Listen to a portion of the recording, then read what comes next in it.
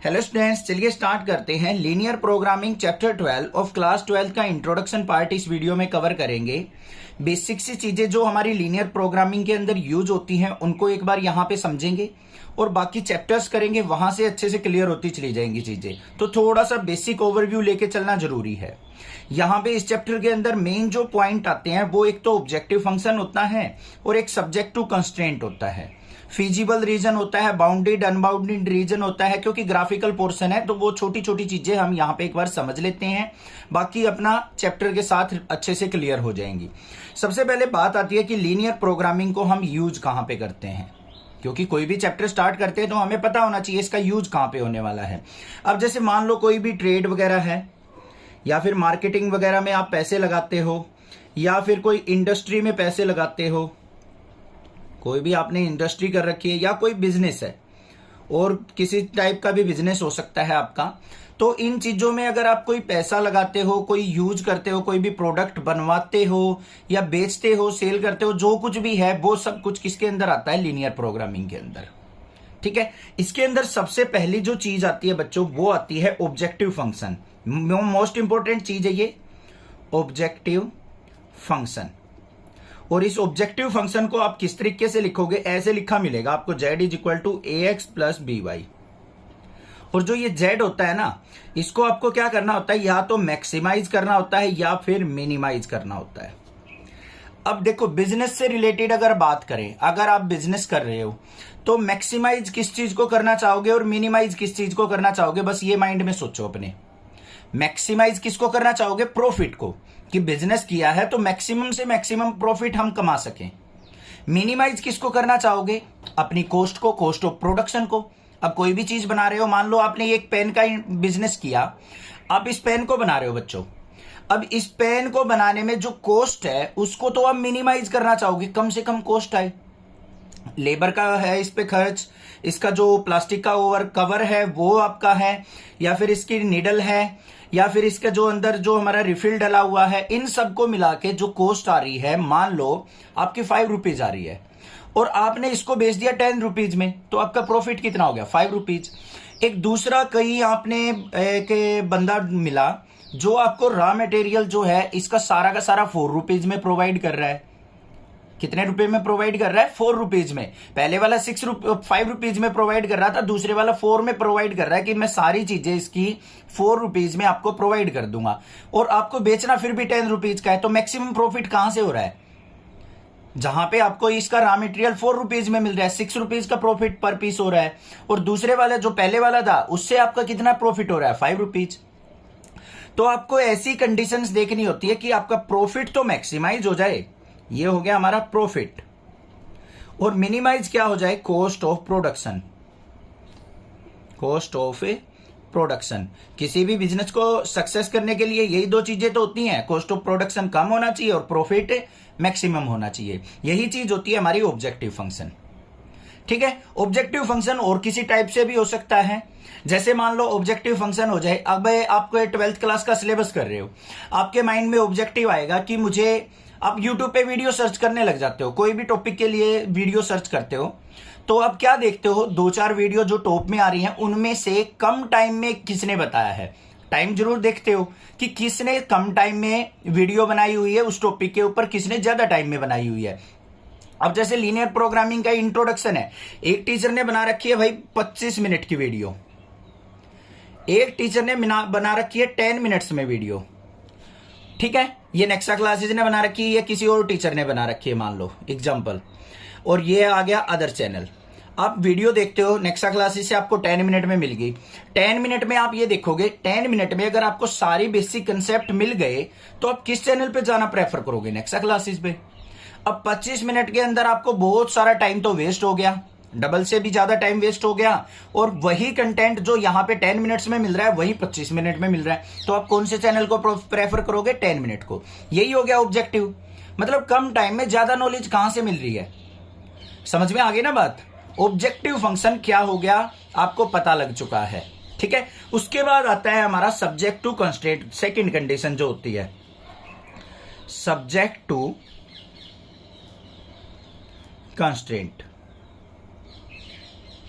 अब ये subject to constraint का मतलब क्या होता है? लिमिटेशंस कह सकते हैं इसको या फिर कंडीशंस कह सकते हैं। लिमिटेशंस या फिर कंडीशंस। अब कंडीशंस का मतलब और लिमिटेशंस का मतलब क्या है? यहां पे देखो बच्चों, हमारे पास क्या है? यहां पे मैक्सिमाइज और मिनिमाइज था। मैक्सिमाइज हमें प्रॉफिट करना था, मिनिमाइज हमें कॉस्ट ऑफ प्रोडक्शन करना था। अब इन चीजों को करने के लिए हमें कुछ लिमिटेशंस और कंडीशन को फुलफिल करना पड़ेगा, तभी हम अपना प्रॉफिट मैक्सिमाइज कर सकते हैं और कॉस्ट ऑफ प्रोडक्शन मिनिमाइज कर सकते हैं। अब कुछ कंडीशंस का मतलब क्या है? यहां पे एग्जांपल के तौर पे अभी हम स्टडी से रिलेटेड बात कर रहे थे। मान लो आपके पास 1 आवर का टाइम है बच्चों, 1 आवर के अंदर पढ़ना है आपने चैप्टर नंबर 12। आपने देखा अगर मैं 25 मिनट यहां पे वेस्ट कर देता हूं तो मेरे पास 35 मिनट बची पूरे चैप्टर के लिए। तो मैं भाई इस चैनल को प्रेफर नहीं करूंगा, ये मेरे पास कंडीशन है। मेरे पास तो कुल 1 आवर का टाइम है, तो मैंने क्या करना है? 10 मिनट अपने इंट्रोडक्शन पे लगा देने हैं और 15 या 20 मिनट्स मुझे एक्सरसाइज 12.1 पे लगाना है, या फिर मैंने 20 मिनट्स अपनी 12.2 पे लगाना है। 2 ही एक्सरसाइज है, तो ये हो गया। या फिर 10 मिनट्स में और क्या करूंगा? यहां पे मिसलेनियस पे लगा दूंगा, या फिर 10 मिनट्स की रिवीजन पे लगा दूंगा। तो इस तरीके से डिवाइड करोगे ना, ये हो गई आपके पास लिमिटेशंस, कंडीशंस कि 1 आवर के अंदर आपने ये सारी चीजें कवर करनी है। समझ में आ गई ना बात? क्लियर है? और इसमें किस तरीके से मिलेंगे आपको? ऐसे तो आपको फंक्शन मिल जाएगा, कोई भी ऑब्जेक्टिव फंक्शन। यहां पे क्या मिल जाएगा कि x प्लस वाई आपका क्या होना चाहिए? ग्रेटर देन 4 होना चाहिए। जो भी x और y ले रहे हो, आपके अंदर x के अंदर कोई भी क्वांटिटी हो सकती है, y के अंदर भी कोई भी क्वांटिटी हो सकती है। जैसे x के अंदर इसकी प्लास्टिक आ गई पेन की, y के अंदर इसका रिफिल आ गया। इन दोनों की कॉस्ट ऑफ प्रोडक्शन क्या होनी चाहिए? या फिर ग्रेटर देन इक्वल टू 4 नहीं होनी चाहिए, या मतलब हमेशा ग्रेटर देन इक्वल टू 4 होनी चाहिए, या प्रॉफिट को कह सकते हैं कि 4 से ग्रेटर प्रॉफिट आना चाहिए हमारा। तो इस तरीके की कंडीशन जो मिलेंगी ना आपको, या फिर कह दे कि भाई x जो है हमारा ग्रेटर देन इक्वल टू 2 लेना है हमेशा में, y इक्वल टू कह दे y greater than equal to 1 लेना है। तो इस टाइप की कंडीशंस क्या कहलाएंगी? हमारी सब्जेक्ट टू कंस्ट्रेंट। ठीक है भाई, ये बात हो गई क्लियर। अब बात आती है हमारी नॉन नेगेटिविटी कंस्ट्रेंट की। नॉन नेगेटिविटी कंस्ट्रेंट, इसका मतलब क्या है? हमारी जो x और y की वैल्यू होंगी, x और y की वैल्यू हमेशा क्या होंगी? Greater than equal to 0। ये कभी भी नेगेटिव नहीं होंगी। अब नेगेटिव तो हो ही नहीं सकती, x और y को अगर हम नेगेटिव लेने लग जाएंगे तो प्रॉफिट तो होगा ही नहीं हमारा। ठीक है? कोई भी कंडीशंस है, कोई भी प्रोडक्शन अगर आप कर रहे हो तो उसको तो हम नेगेटिव लेके ही नहीं चल सकते। जैसे x को हमने इसका प्लास्टिक का कवर लिया था, y को हमने इसका रिफिल ले लिया, नेगेटिव तो कभी ले ही नहीं सकते हम इनको। कोई ना कोई तो वैल्यू लेनी पड़ेगी, तभी तो हमारा पेन तैयार होगा। ठीक है? और जो इसका सॉल्यूशन आएगा ना हमेशा, वो हमारा ऑलवेज फर्स्ट क्वाड्रेंट के अंदर सॉल्यूशन होगा, क्योंकि फर्स्ट के अंदर x और y दोनों पॉजिटिव होते हैं, तो यहां पे ही हमारा सॉल्यूशन लाई करेगा ऑलवेज। इतनी बात क्लियर हो गई। लास्ट बच गई हमारी फिजिबल सॉल्यूशन और non feasible solution. Feasible solution का मतलब होता है वो एरिया जिसमें हमारा सॉल्यूशन एग्जिस्ट करेगा, और नॉन फिजिबल मतलब फिजिबल रीजन को छोड़ के बाकी जो एरिया बच गया वो हमारा नॉन फिजिबल के अंदर आ जाएगा। अब यहां पे 2 चीजें और आती हैं, एक आता है बाउंडेड रीजन और एक होता है अनबाउंडेड रीजन। इन 2 चीजों को और समझ लो। अब कोई भी आप ग्राफ बनाओगे, इस फर्स्ट क्वाड्रेंट के अंदर तैयार होगा हमारा, मान लो ये आ गई आपके पास लाइन और ग्राफ आ गया ये वाला, तो ये हो गया हमारा बाउंडेड रीजन। मतलब एक्स एक्सिस वाई एक्सिस के बीच में और लाइन के बीच का एरिया आ गया, और यहां पे आपके पॉइंट आ गए, इन पॉइंट के बीच का एरिया जो कहलाएगा हमारा, ये क्या हो जाएगा? Bounded reason. मतलब कवर किया हुआ, बंधा हुआ एरिया जिसकी एक फिक्स वैल्यू होगी। अनबाउंडेड का मतलब क्या होगा? जिसका कोई फिक्स एरिया नहीं होगा। मान लो आपको कह दे कि भाई इस तरीके से है कोई लाइन, एक लाइन ये है, एक लाइन ये है, और इससे ऊपर का रीजन आ गया आपका ये वाला एरिया। ये तो बहुत दूर तक हो सकता है, कहीं तक भी जा सकता है, इनफाइनाइट तक। तो ये एरिया क्या कहलाएगा? हमारा अनबाउंडेड। मतलब ये पॉइंट्स के द्वारा घिरा हुआ नहीं है, इसको हम अनबाउंडेड रीजन कहेंगे।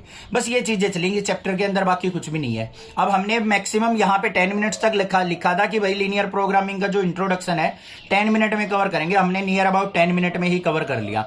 मोटी मोटी सी चीजें आपको समझ में आ गई होंगी चैप्टर के अंदर।